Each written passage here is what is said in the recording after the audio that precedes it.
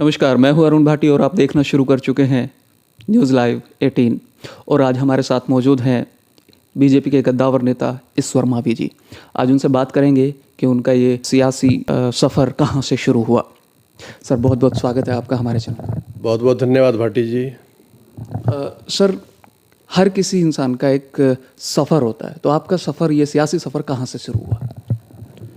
यूँ तो मेरा परिवार किसान परिवार रहा है, लेकिन मेरे पिताजी सामाजिक कार्यकर्ता रहे और राजनीति में भी उन्होंने अपनी किस्मत को आजमाया। 1982 में उन्होंने ब्लॉक प्रमुखी का चुनाव लड़ा, लेकिन हमारे गांव से ही दूसरे एक उम्मीदवार होने की वजह से मात्र 2 वोट से चुनाव हारना पड़ा। सियासी सफ़र तो मेरा, जब मैं पढ़ता था LR कॉलेज में, ग्रेजुएशन कर रहा था, तो वहाँ छात्र संघ के चुनाव तब होते नहीं थे, लेकिन छात्रों ने एक संघ बना करके इकट्ठा होकर के और मुझे अपना नेता चुना। तो मेरा सियासी सफ़र तो जब मैं पढ़ रहा था, ग्रेजुएशन कर रहा था, तब से शुरू हुआ। सर, 30 साल पहले, लगभग 30 साल पहले आपने ये शुरुआत की, तो तब में और अब में कितना अंतर आया? मर्यादाओं में कमी आई है, भाषा शैली खराब हुई है। तब मर्यादाएं भी थीं, भाषा शैली भी अच्छी हुआ करती थी, एक दूसरे का सम्मान हुआ करता था। लेकिन आज मैं राजनीति में काफ़ी गिरावट देख रहा हूँ। उसके बावजूद भी मैं मानता हूँ कि आदमी को राजनीति में और सामाजिक जीवन में हमेशा ईमानदार, स्वस्थ और अच्छा रहना चाहिए। आप अच्छे रहेंगे, राजनीति में आपकी परिभाषा अच्छी होगी, आपकी भाषा अच्छी होगी, तो निश्चित तौर पर आपको आने वाली पीढ़ियाँ भी याद रखेंगी और आपसे प्रेरणा भी लेंगी। एक दौर आया था जिस दौर में गलत रास्ते पर राजनीति भटक गई थी, खासतौर से लोनी विधानसभा क्षेत्र की। लेकिन मैं मानता हूं कि अब फिर लोनी विधानसभा क्षेत्र की राजनीति अपने सही ट्रैक पर आएगी, नया रास्ता खुलेगा और लोनी के लोगों को भी कहीं ना कहीं ऐसा महसूस होगा कि कोई अच्छा राजनीतिक आदमी उनको मिले जो लोनी के बारे में सोचता हो, लोनी के लिए करता हो, सामाजिक सद्भाव भी बना रहे और लोनी का विकास भी हो। सर, बात करते हैं आंदोलन की। जब आपने 30 साल पहले आंदोलन किए, जिनसे आपकी छवि एक अच्छी उभर के आई, और पहले आप सपा में थे, उसके बाद BSP में भी आए और फिर BJP में आए, तो जो आंदोलन का दौर था वो सर, वो कैसा था आपका?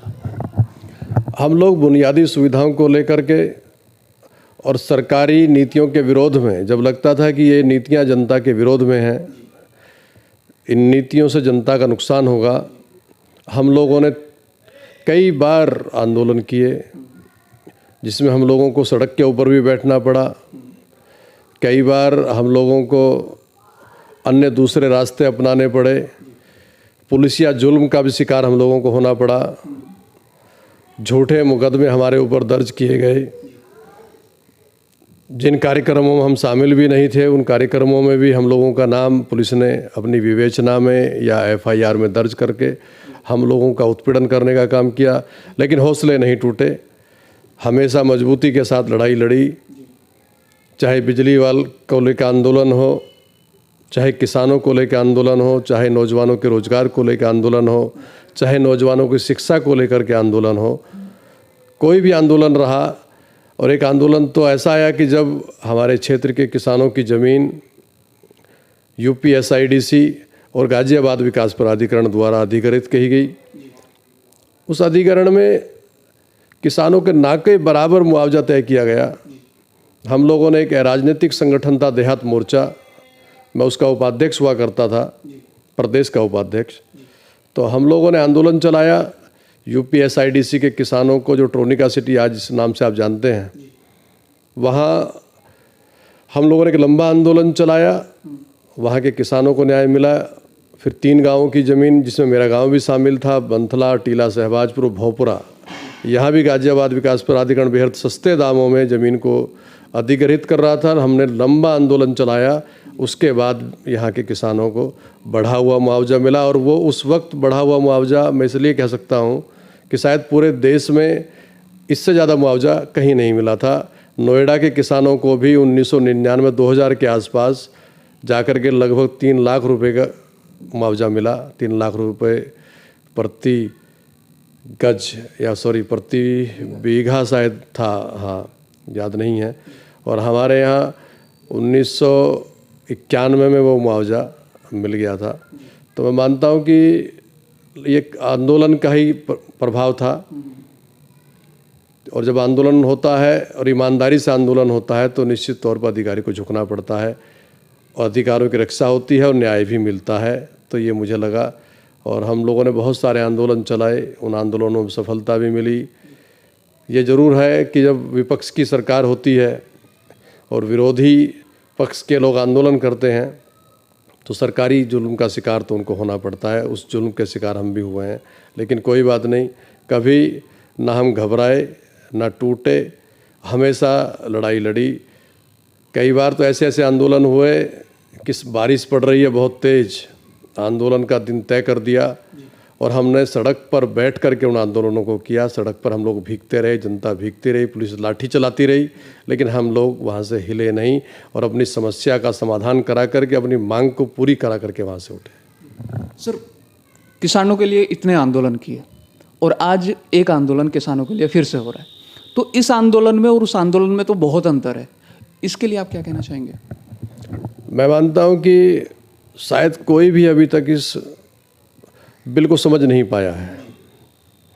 जब हम लोग आंदोलन किया करते तो हम लोग भी कहते थे कि जब पेन बनाने वाली कंपनी वो अपना पेन का मूल्य निर्धारित करती है कि मेरा पेन 10 रुपये का है, कार बनाने वाली कंपनी अपनी कार का मूल्य तय करती है कि ये मेरा कार जो है वो 2 लाख रुपए की है, तो किसान को उसकी फसल का मूल्य अधिकार तय करने का अधिकार क्यों नहीं मिलता? किसान को भी अपनी फसल के मूल्य को तय करने का अधिकार मिलना चाहिए। ये बहुत पुरानी मांग थी। आज जब सरकार ने वो अधिकार दे दिया है तो मैं मानता हूँ कि किसानों को भी जिद पर नहीं अड़ना चाहिए और सरकार से सुलह का रास्ता अपनाना चाहिए। कहीं कोई ऐसा लगता है कि इस बिंदु पर हम लोग चर्चा कर सकते हैं, इसमें कहीं कोई आपस में बैठ कर के हम लोग तालमेल बना सकते हैं, कहीं आपको लगता है कि इस में हम लोगों के साथ कुछ अन्याय हो रहा है, लगता है अगर ऐसा तो उस पर बैठ कर के विचार हो सकता है, लेकिन जिद नहीं करनी चाहिए कि हम लोग जिद पर अड़े रहेंगे तो जिद ठीक नहीं है। सर, लगभग 15 बार बैठक हुई सरकार की और किसानों की, तो उसमें भी कोई रास्ता नहीं निकल के आ रहा है और फिर भी हम बात करते हैं कि बैठ के बात करें। तो सर, ऐसा कौन सी बात होगी, कौन से किसान नहीं चाहते कि ये बिल आए, कौन से किसान चाहते हैं कि ये बिल ना आए, तो उनमें क्या अंतर, कैसे अंतर करेंगे सर? मैं इस बात को तो नहीं कहना चाहता, लेकिन मैं फिर आपसे यही कहना चाहता हूँ कि जिद नहीं करनी चाहिए और बातचीत का रास्ता हमेशा खुला रखना चाहिए। बातचीत होगी तो निश्चित तौर से रास्ता भी निकलेगा और सफलता भी मिलेगी। तो देश के सभी किसानों से यही अपील है कि जिद बहुत ही गलत चीज़ है। यही कहना है ईश्वर मावी जी का। एक बार सभी जो युवा पीढ़ी है उनके लिए एक संदेश दे दीजिए। मैं अपने नौजवान साथियों से ये कहना चाहूँगा कि उन्हें पढ़ाई के साथ साथ जो मुकाम उनको हासिल करना है वो करें, लेकिन अच्छे लोगों को राजनीति में ज़रूर आना चाहिए।